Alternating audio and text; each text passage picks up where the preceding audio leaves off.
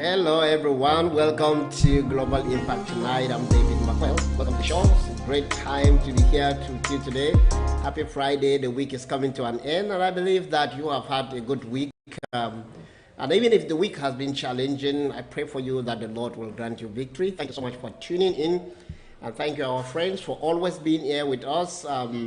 We appreciate you, deeply appreciate you for tuning in all the time and enjoying the content of what we do. So God bless you. God bless you so very much. Tonight, again, we are back with another exciting edition around the world in 5 days. So I'll be right back. I'll be right back.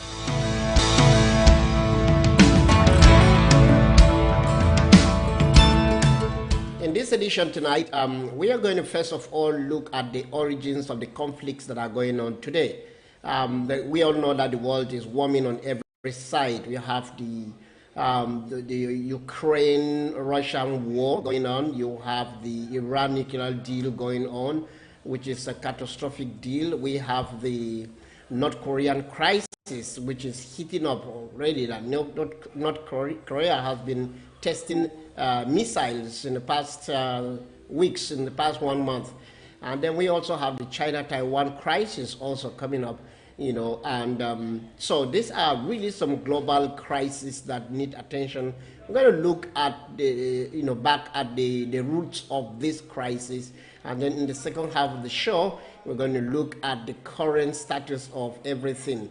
As things are going on, we're going to go back to the channels that we have been, the news channels that we have reliably been, bringing you news on Telegram. Minister Safati channel and also NTD. So don't go away, just hang around, we'll be right back.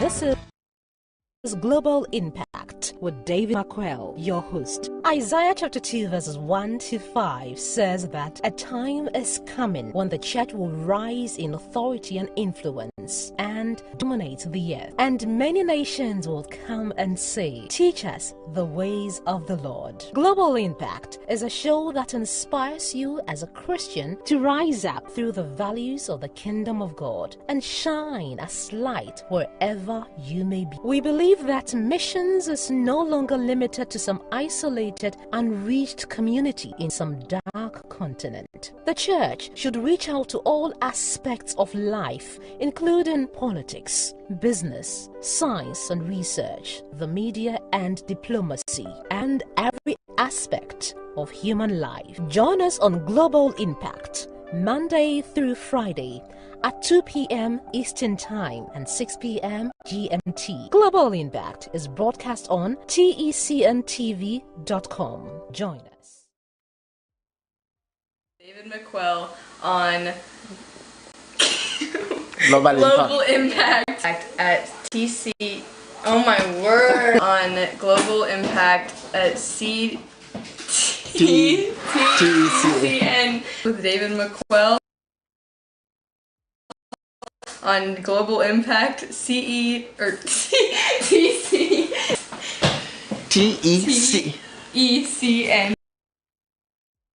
TV.com. Yeah. And with David Makwel on Global Impact at TECNTV.com. TECNTV.com.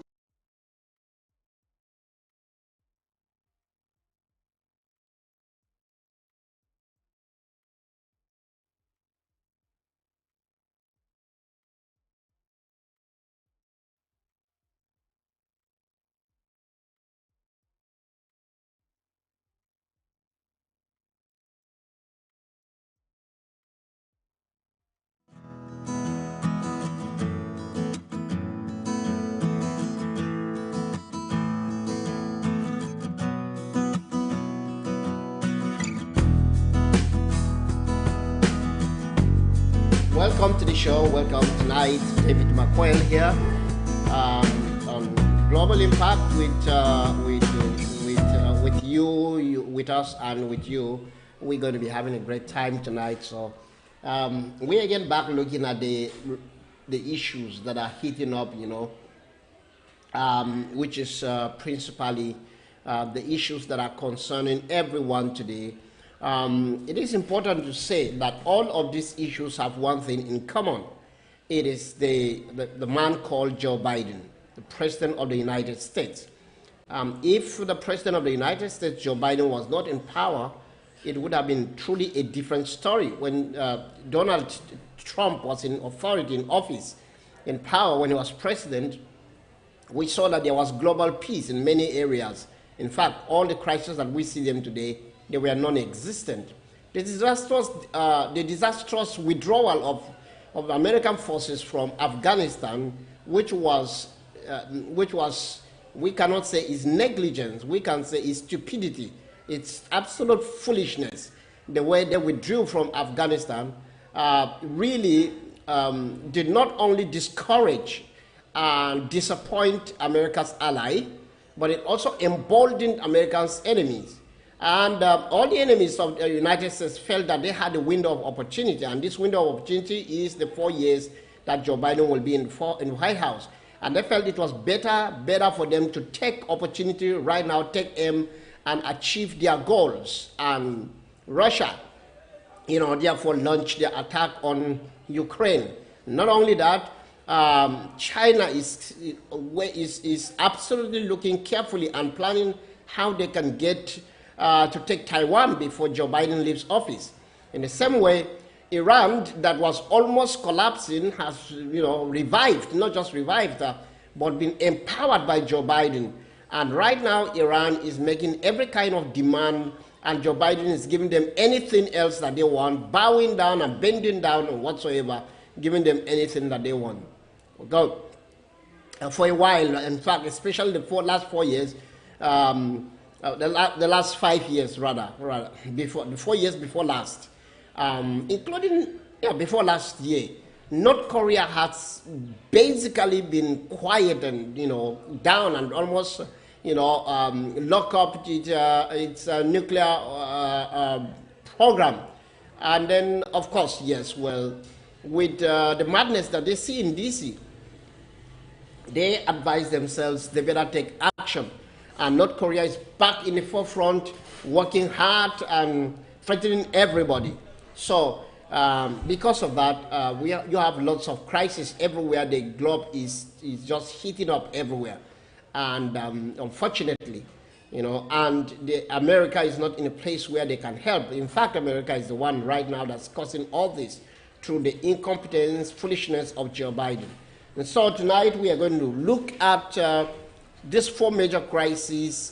Just going to go and get information. Let's start first of all with Ukraine, Russia, Ukraine. This is an article from Arms Control Association. I don't know most about it, but I think they try to be neutral if they can. Arms Control Association wrote an article. This article was written, published, I don't know. Let me see if I can get a date. However, I'll get the date. I'm sure. All right, so they are basically giving us an understanding. I think it's updated on updated February 22nd. So it's absolutely up to date, I believe. And this is the article. This article says armscontrol.org. The post-Cold War settlement in Europe, a triumph of arms control.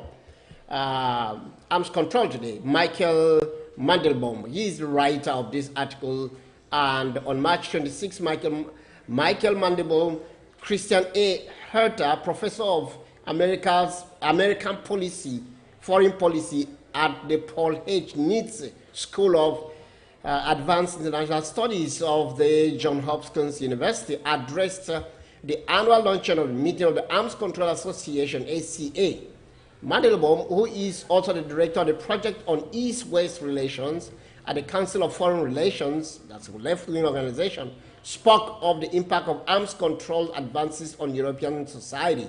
As one of the leading critics of NATO enlargement, he focused on the implication. I think that's one thing that I would agree with him, being that he is He opposes NATO's expansion, so I really agree with that. Well, he focused on the implications of the expansion for the future arms control agreement. Mandelbaum delivered his remarks only days after Helsinki summit meeting between President Bill Clinton and Russia's President Boris Yeltsin. Okay, that's quite an whole article, so gives us better understanding. Mandelbaum has written and edited several books on U.S. foreign policy, including The Dawn of Peace in Europe, 20th Century Foreign Press, 1996, and has taught at the U.S. Naval Academy, Harvard University. Mandelbaum earned a BA from Yale and MA from Cambridge University and PhD from Harvard. The text is an edited version of his luncheon speech, so we can quickly browse through it. If a cure of cancer were discovered, what would be the response? There would be admiration of the discoverers and celebration of the discovery. It would be a great triumphant public event. For the political equivalent of cancer, a cure has been discovered. The greatest scourge of our century is war.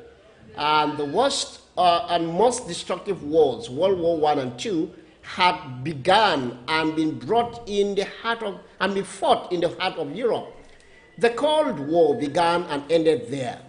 The danger of a major war in Europe was the central obsession of the American government of the 20th century, and rightly so. But the danger is now at the lowest level in decades, perhaps in all of Europe's history. What is the reason for this? What is the equivalent for war in Europe of a cure for cancer? It is, among other things, arms control. The post-Cold War settlement now in place in Europe is a triumph of arms control. All right, so that was the beginning of his speech. And then he went on. Let's look at what some of the steps that were taken. First, the latter series of arms reduction agreement is characterized by the defense dominance. That is, they have reshaped military arsenals to make them more useful for defense than for offense. In the case of conventional forces, okay, and more useful for deterrence than for actual war fighting. In the case of nuclear armaments, I'm sure that right now they are rethinking all this championing of war. Yeah, there's peace. There's not going to be that war again. The second revolutionary feature of the post-1987 arms agreement, both conventional and nuclear, is that they establish transparency, of course. Now we know it's really not that. Okay? It's really not so. To summarize, a balance of power system rests on deterrence. A world government, should it ever exist, would be on unchallenged authority. Common security, however, the system of security now in place in Europe rests on confidence. The entire system of security, including changes of regime, changes of borders, and changes of military balance, can be seen as one large confidence-building measures. Together, these measures have generated more confidence than ever before in the history that there will be no war in Europe for good reason. Where security is concerned, Europe now enjoys the best of possible worlds. Well, that's really laughable now. Now everybody is up in arms, getting ready for war, most probably war, you know. And so you can go on and on. And on to the article. I also saw, I believe that another updated Putin's assault on Ukraine and the non-proliferation regime. Let's look at what, this was written this month, March 2022, by Daryl G. Kimball. President Vladimir Putin has chosen the path of destruction instead of diplomacy. His months-long building up of massive Russian invasion force encircling Ukraine, and his decision on February 21st to order Russian soldiers into the eastern Ukrainian provinces of Luhansk and Donetsk have set in motion a catastrophic war. Putin's indispensable premeditated assault on Ukraine will heighten tension between NATO and Russia, increase the risk of conflict elsewhere in Europe, and undermine prospects for nuclear non-proliferation and disarmament for years to come. Absolutely. Man hasn't changed. Man still is a conflict man. Man in his default is conflictual. He loves conflict. He creates conflicts. Man is selfish. Man is egotistical. Man is, of course, selfish. And so man is provocative. And no matter what you say, as long as the heart of man is not changed, there will be conflicts. And I tell you, if we ever come to a place where we think that we as human beings can resolve conflict, we are just joking. We cannot resolve conflict. The only one who can resolve conflict is God. And that is exactly what they are finding out. I'm sure Michael Mandelbaum is finding out that too, because he wrote an article praising the fact that there will be no more war in Europe for now, because there's so much confidence. Well, we can see that there's no confidence as it is. And therefore, and then let's read a little bit more. He says, there are many grievances fueling Putin's latest, most brazen attempt to reset the post-Cold War. European security order through military force. Some are real, such as the effect of NATO's expansion on the military balance in Europe, and some are imagined. So rationale, no rationale, however, justifies a violent attack by Russia on one of its neighbors. I tell you that's a joke. Because absolutely one of the things that really push Russia into this war is the consideration that they are being gradually circled by Europe and by NATO. And that's really a threat, which is completely opposite to the agreement that they had when the Cold War, post-Cold War settlement. You know, that was not what they discussed. That was not what they did. You know, so you see, that is partially the root cause of the crisis. Let's head over to the next crisis that really looks going to be more disastrous, which is the Taiwan. Let's look at the Taiwanese profile, China-Taiwan. Let's look at the timeline. In 1683, China Qing dynasty formally annexes Taiwan, which had hitherto been divided between Aboriginal kingdoms and Chinese and European settlements, most prominently the Dutch. That's 1683. You can see where this crisis began. In 1895, China cedes Taiwan, among other territories, to Japan after losing the first Sino-Japanese War. In 1915, Tapani incident prompts Japan to reform its administration of the settled population, which turns to civic and political activity. Japanese treatment of Aboriginal population remained harsh. In 1930, troops crushed last major Aboriginal uprising, the Wushan Rebellion. In 1942, also, Chinese Kuomintang government renounces all treaties with Japan and demands that the return of Taiwan as part of any post-war settlement, which is endorsed by the Allies in the Cairo Declaration the following year. In 1945, the Allies placed Taiwan under Chinese administrative control after the Japanese surrenders. In 1947, discontent with the centralized rule by Kuomintang mainlanders boils over in 228 incidents. Chinese authorities imposed martial law and they killed large numbers of protesters demanding free elections and clean government, and banned thousands of other political activities. Taiwan. 1949, communist victory in Chinese Civil War leads to the evacuation of Kuomintang government to Taiwan, along with about 2 million refugees, mainlanders, dominate island until the end of the martial law in 1987. Between the 1950s and 1960s, rapid industrial development stimulated by export-oriented policy and U.S. economic aid, while Kuomintang justifies one-party rule on the grounds of opposing any communist threat. In 1971, therefore, the UN recognizes Communist China as sole government of whole country after veteran combatant leader Chiang Kai-shek refuses dual representation deal. People's Republic takes over China's UN Security Council seat. In 1975, Chiang Kai-shek dies. His son Chiang Ching-kuo begins a cautious policy of liberalization, including the promotion of more native Taiwanese to position of authority.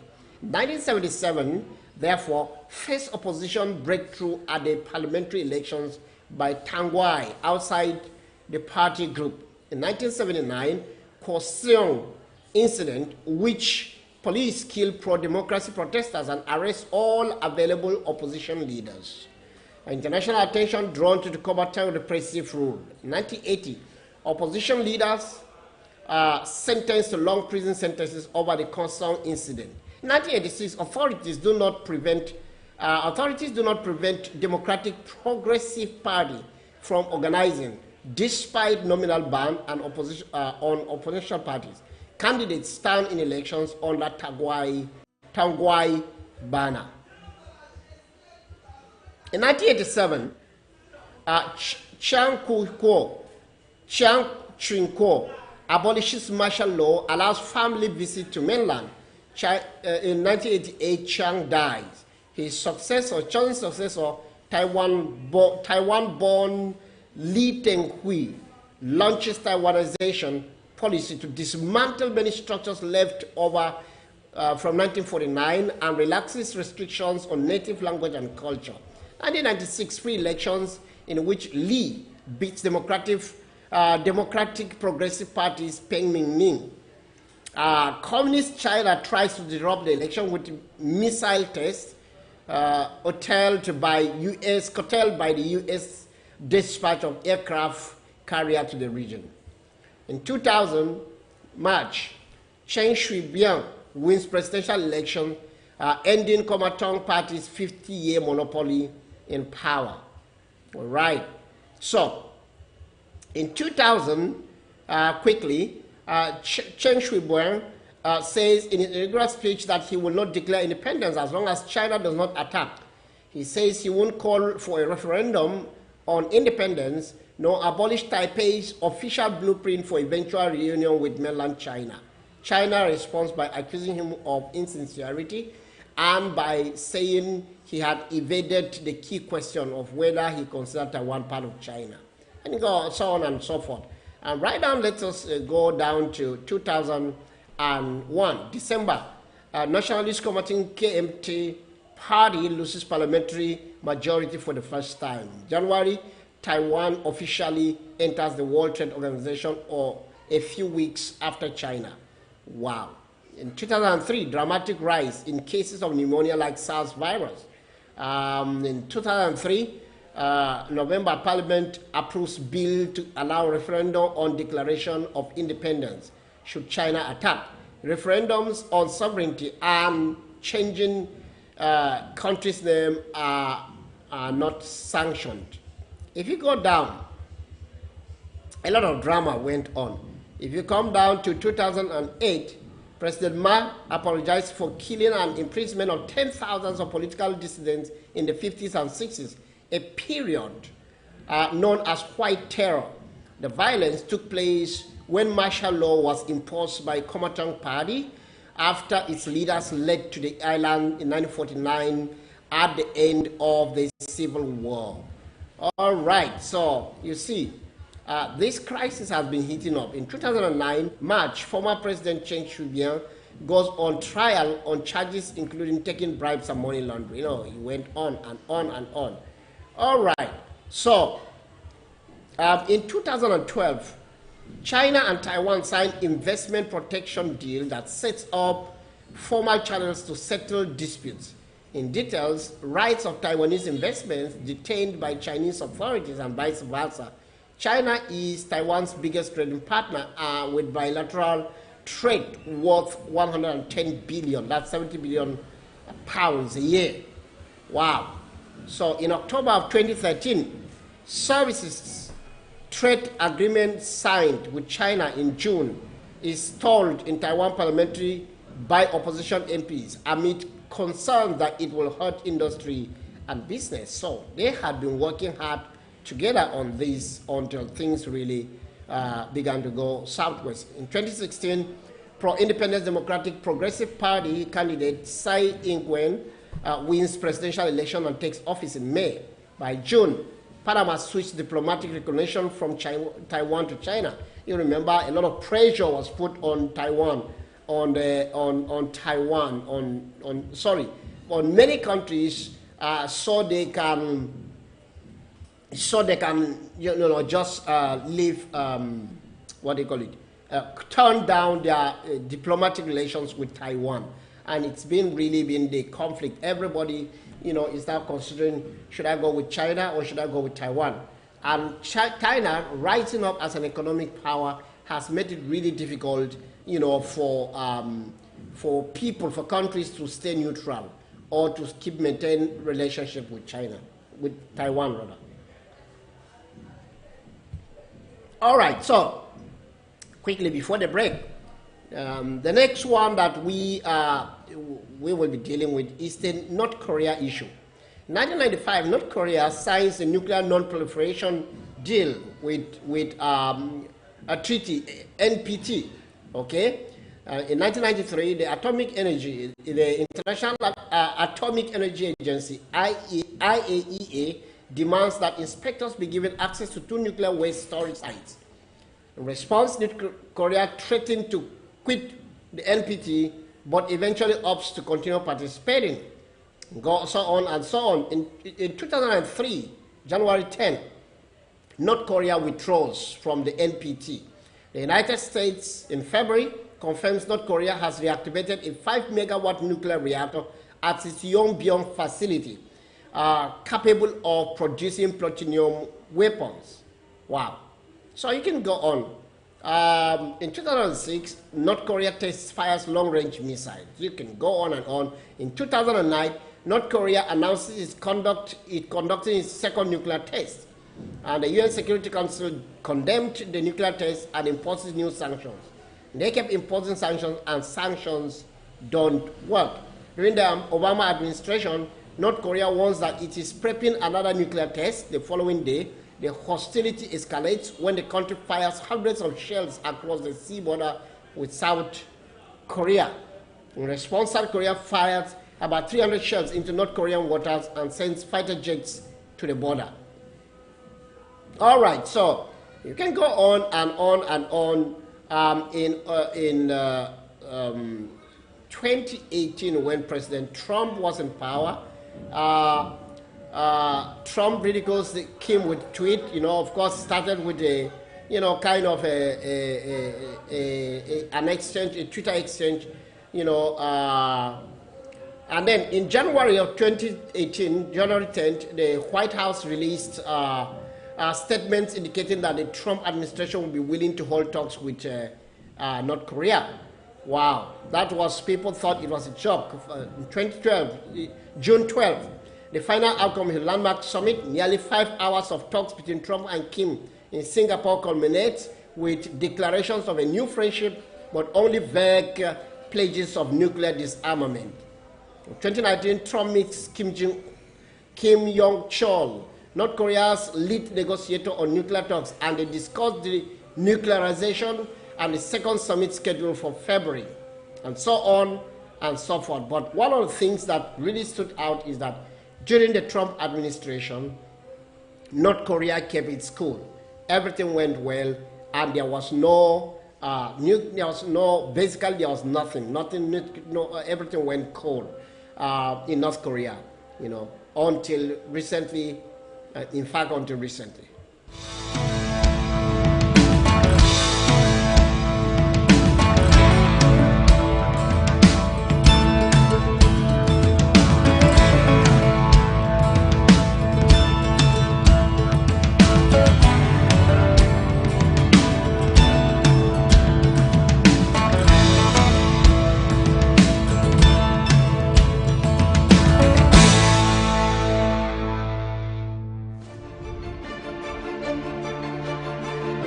everything that's reported on television isn't always true,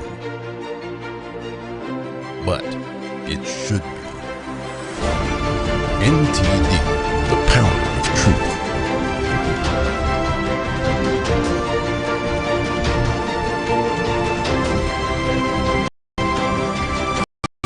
Now available 24/7 on television and streaming platforms.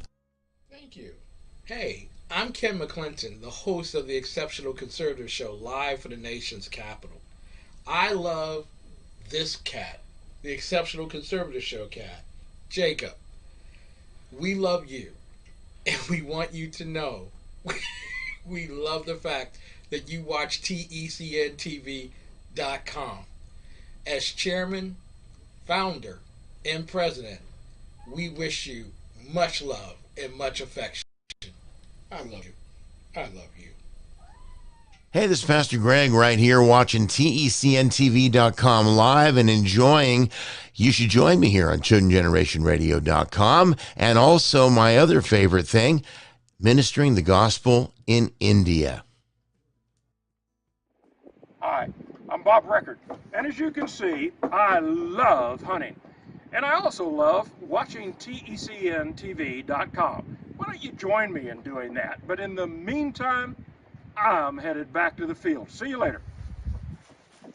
Hi, my name is Tiffany Jones from Beyond the Lines. And when I'm not exploring Los Angeles, I am watching TECNTV.com. TECNTV.com. I love it. I'm David McQuell. I'm the host of Global Impact on TECN. I'm a missionary in Abidjan, West Africa, working on establishing the largest history center. Whether I'm in the field or I'm working on history, I love TECN TV.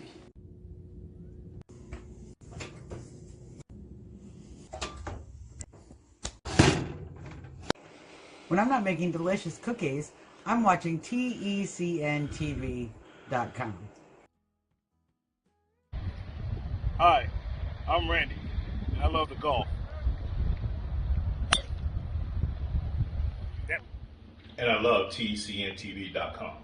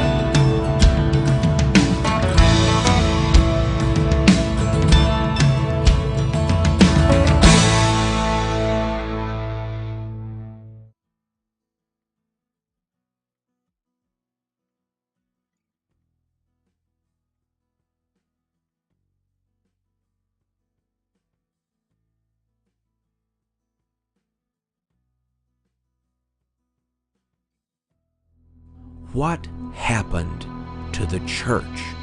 To the living, powerful, transformative, nation-shaking Christianity?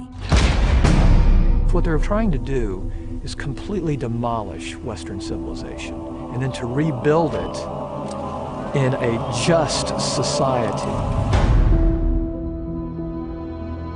How do you break down American Christianity?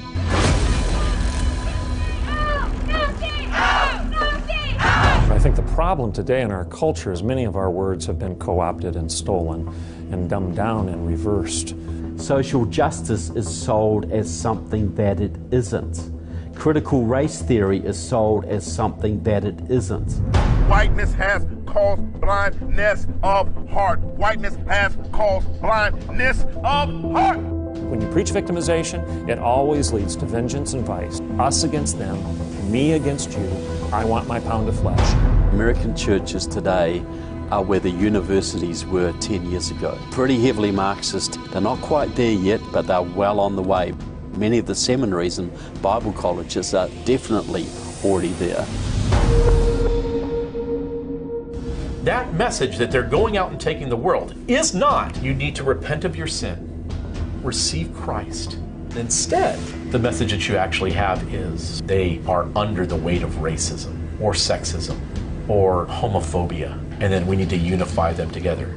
I'm gay, I'm 29, I'm a youth pastor in New Jersey. I'm straight, and I'm also a youth pastor in New Jersey. We're planning on sharing life together for the rest of our lives, which we're not totally sure what that looks like.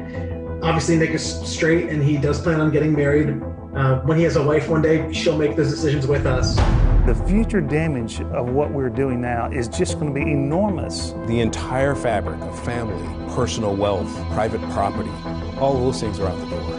And everything is the state. They believe the state is God. They don't define justice the same way as the scripture. Oh, no. It's going to be an equality, all right. And it's going to be a totalitarian Marxist justice.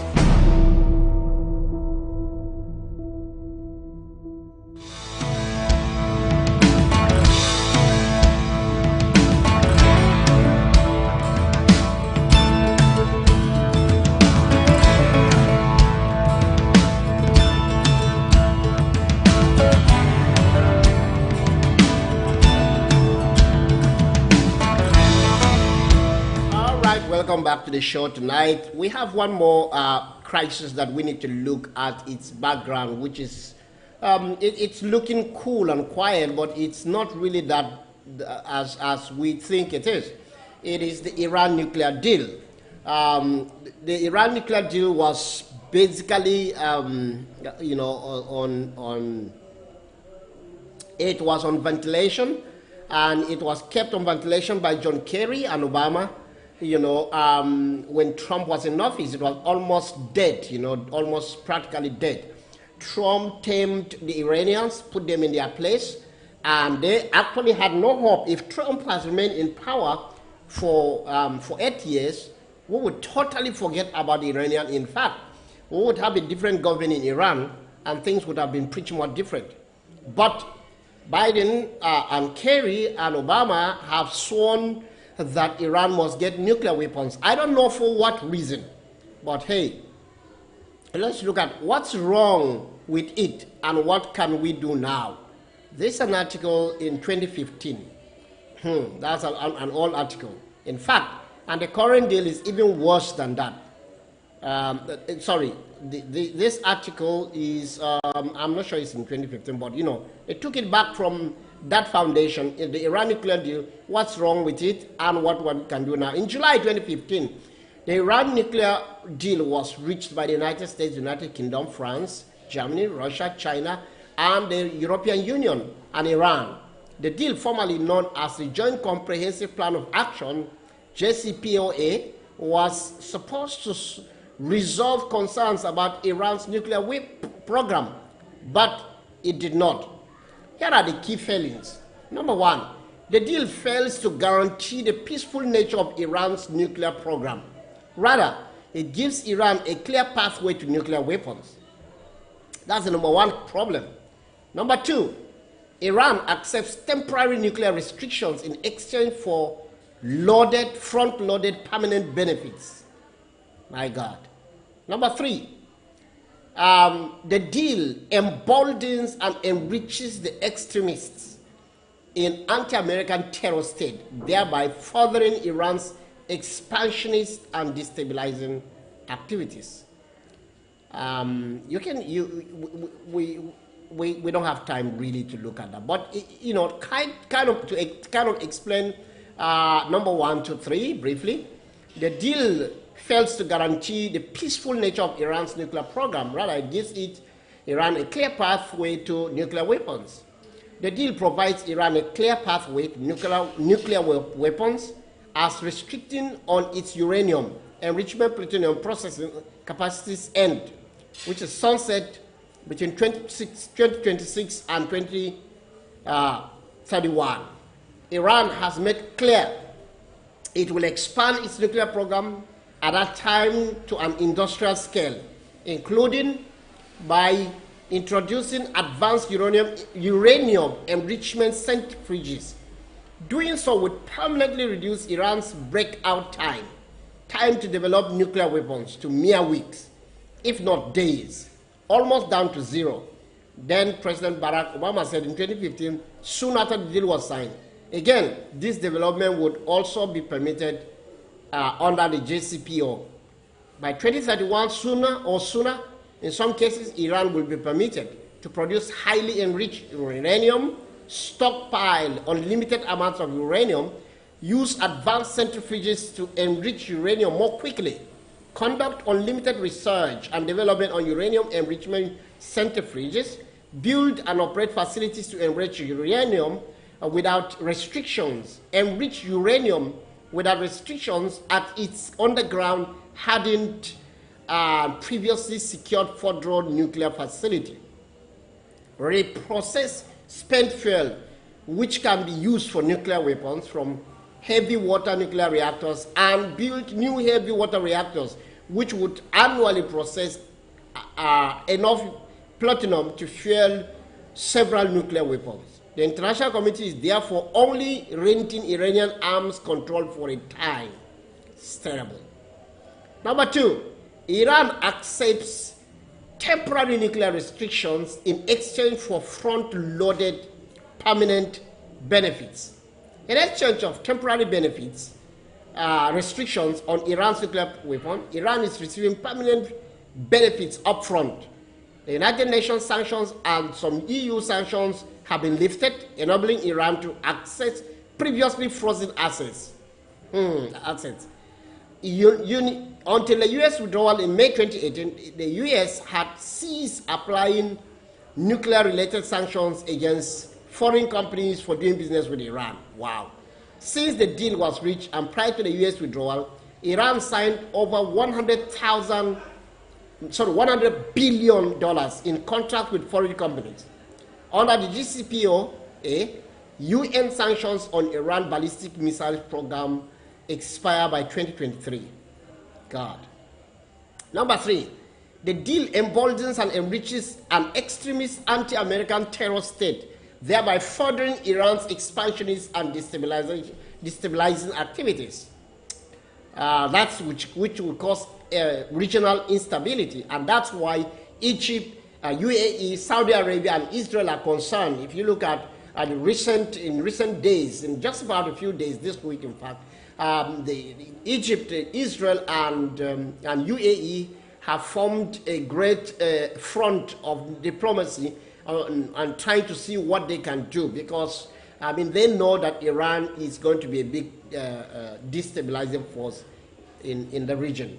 The windfall of sanctions relief freed up hundreds of billions of dollars for to finance Tehran's many destabilizing activities.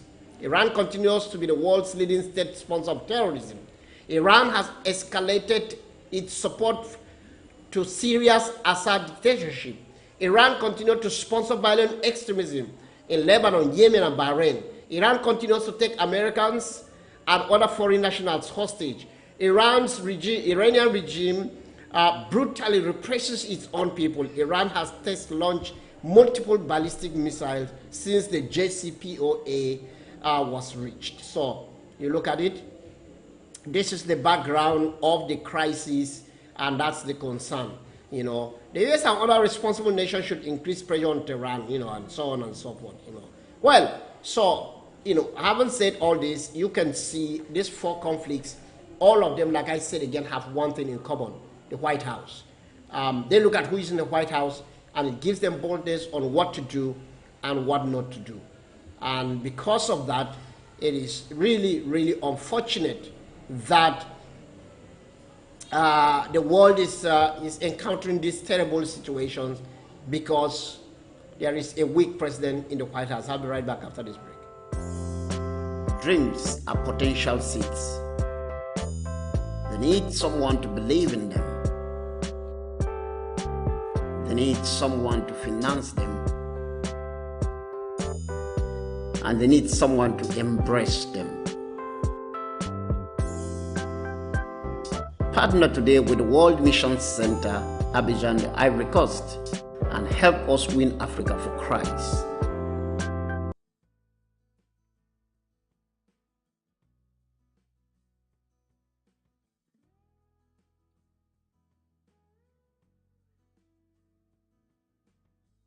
Okay, so let's quickly go to the Amir Tsarfati channel on Telegram and look at the the headlines, what's making rounds around the world, around the clock. Amir Tsarfati, first of all, the latest update was the attack of the Houthi rebels, of course, the proxy Iranian war with Saudi Arabia, the attack on the burning oil reservoirs. The Saudi Arabia's oil reservoirs have been attacked again. So the next one is Russia's defense ministry said today that the first phase of its military operations in Ukraine was mostly complete, and that it would focus completely liberating eastern Ukraine's Donbas region. And this announcement is seen, or rather appears to many, to indicate that Russia may be giving up on taking over all of Ukraine, because they have suffered so many casualties and have, lost they probably have lost the thought that they can actually win this war in Ukraine. So, again, I will have videos here of Saudi Arabia's burning oil wells, oil reserves rather. Tsarfati also said, in effort to rid the world of dictators, the globalists, in fact, are paving the road to the ultimate one, the lawless one, which the Bible speaks about, the world leader that is to come. It is very funny. The globalists themselves are dictators, but trying to rid the world of dictators. So these are great hypocrites, And so we as Christians have great hope that, the Lord is coming back, and is coming back in a cloud of glory. A new nuclear deal is about to be signed with Iran, and it is worse than the first. We just talked about the first. We just talked about the first in the last few minutes. What is wrong with those nuclear deals? What is wrong with the negotiations? And when Joe Biden came back into power and he resurrected the nuclear deal, it became, in fact, Iran was more emboldened this time around to even ask for more concessions, and Joe Biden was like falling over them to give them something better than what they had imagined. So, to find out why, pick up a copy of Revealing Revelations, and you will learn about God's plan of hope in the final walk of life. So, Amir Tsarfati, of course, as a minister of the gospel, a Jewish Christian, gives a lot of teaching on the end times. You can check out his channel on Telegram and enjoy. He's on Facebook too, I believe, and on Twitter. All right. North Korea state media images of Hwasong 17 ICBM that was tested this morning. So the North Koreans have tested an ICBM today, intercontinental ballistic missile today. All right. And the Russians are still pillaging, they are still pounding Ukraine, of course, as they are trying to wrap up their campaigns. Benjamin Netanyahu on TV interview, that must have been yesterday, in an interview said a military operation is required to stop Iran from getting nuclear weapons. A poll today shows that Netanyahu's party would get 36 seats in parliament if elections were to be held. Prime Minister Bennett's party will get only 4. Now, Israel is left alone to take the laws into their hands and stop the Iranians. That's why Amir Tsarfati keeps saying that it is not a matter of if, it's a matter of when. But there will be war between Israel and Iran. All right. All right.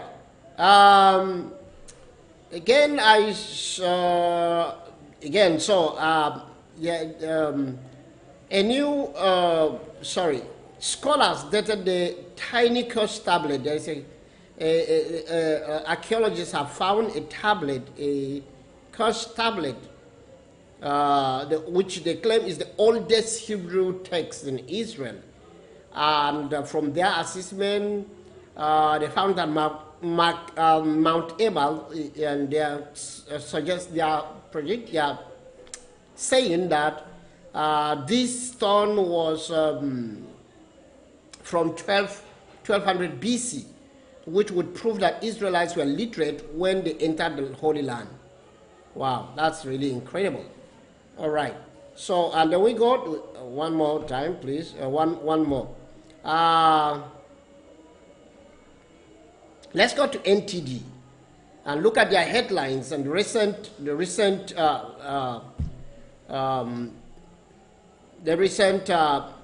updates from NTD. You can check NTD online. You can go to their channel. They are on the dish if you're in the United States and some countries. You can also check their website. You can check their channel on Telegram on Bias News. All right. All right.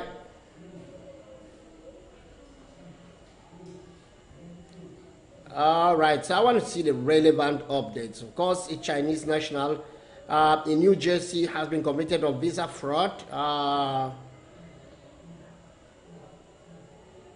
Medvedev, the former, that's really an important one. Medvedev, the former president and prime minister of, he was president, he was prime minister too of Russia, is saying that he's refusing to say whether Western sanctions may sway Kremlin, you know. Okay, he is insisting rather that sanctions, of course, he will say it because, I mean, he will not contradict his boss. He is saying that Western sanctions will not sway Russia from whatever it wants to achieve in Ukraine. All right, so Ukraine and Russia inching closer to ending war, but still far apart on territory, according to the Turkish president. So the negotiations are showing signs of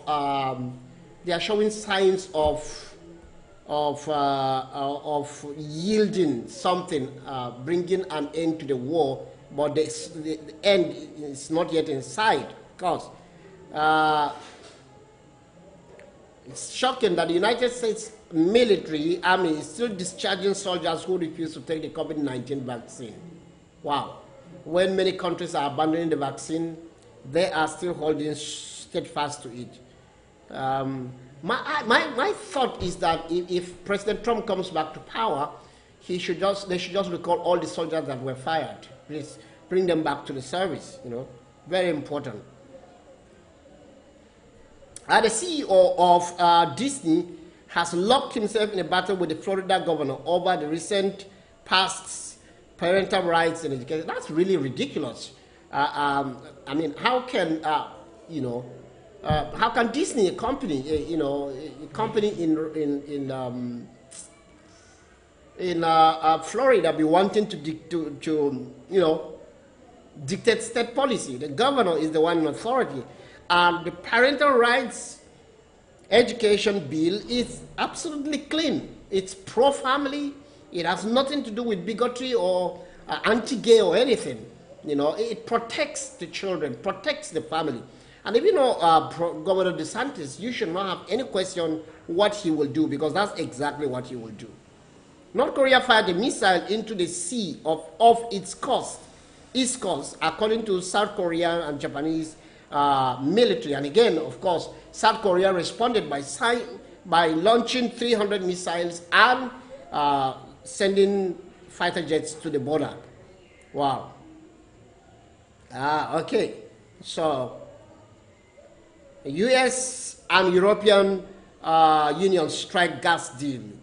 I don't know what the deal is. We'll find out if the deal is. And finally, Russia says that 51,000 soldiers died in Ukraine.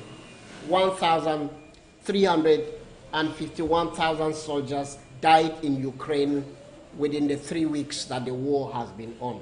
That's really a heavy casualty. It's absolutely showing that Russia underestimated the Ukrainians, and they thought that the war would end in 3 days. But 3 weeks on, they are losing generals, they are losing every kind of military, every kind of soldiers. So, I think that it's turning out to be a disaster for the Russians too, as well as the Ukrainians can actually say they are winning because they never even expected that they will last this long. But they are actually pushing back and destroying Russian ammunitions, destroying Russian aircraft, jets, fighter jets, and helicopters. That's really, really terrible. I'll be right back.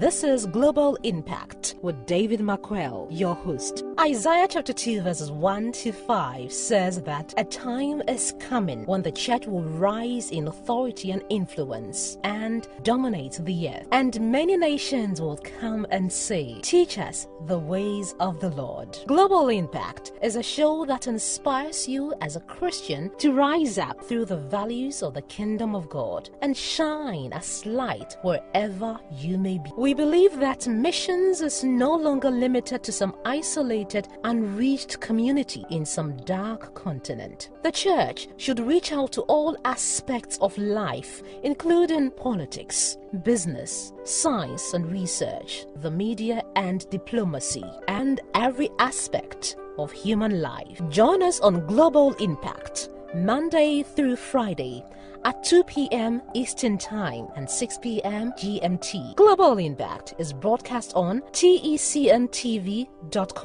Join us. Hi, I'm Pastor Greg, host of the Chosen Generation Radio Show, heard on the Truth Broadcasting Network and seen on TECNTV.com Monday through Friday from 10 a.m. to noon Eastern, where I discuss today's most important issues through a biblical constitutional lens.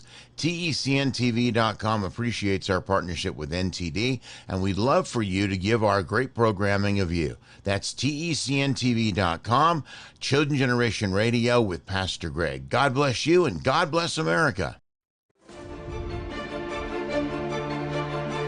Everything that's reported on television isn't always true, but it should be. NTD, the power of truth.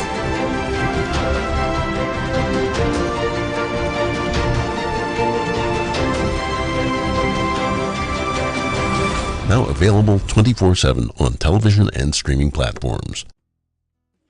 Thank you so very much for tuning in. We enjoyed you on the show. I hope you enjoyed too. We'd like to hear from you. Our email scrolls at the bottom of your screen, so you can write us. We want to hear what you think about us and what we do. Thank you so very much. God bless you. Enjoy a great weekend, and may God be with you. Bye-bye.